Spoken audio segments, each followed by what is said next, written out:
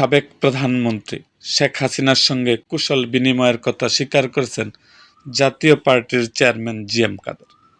শেখ হাসিনার সঙ্গে ৫ আগস্টের পর আপনার কোনো কথা হয়েছে কিনা উপস্থাপকের এমন প্রশ্নে তিনি বলেন, হ্যাঁ, কথা হয়েছে।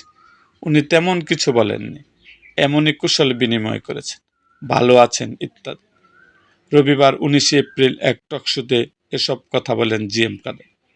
শেখ হাসিনার সঙ্গে আপনার কথা হয়েছে, তিনি কবে ফিরবেন, বাংলাদেশের রাজনীতিতে ফিরতে চান কিনা, কিংবা আওয়ামী লীগের রাজনীতি নিয়ে কোনো কিছু আপনার সঙ্গে শেয়ার করেছেন, এমন প্রশ্নের জবাবে জাতীয় পার্টির চেয়ারম্যান আলহাজ হুসাইন মোহাম্মদ এরশাদের ছোট ভাই বলেন, না, কেমন আছেন, ভালো আছেন, এমন ধরনের কথা হয়েছে।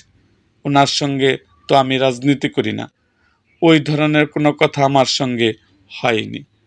এরকম আরও ভিডিও পেতে এবং রাজনৈতিক অঙ্গনের নানা ঘটনা ও ইতিহাস জানতে আমাদের মুক্তাগাছার ইতিহাস মিডিয়া ইউটিউব চ্যানেলটিকে সাবস্ক্রাইব করুন এবং পাশে থাকা বেল আইকনটি বাজিয়ে দিন।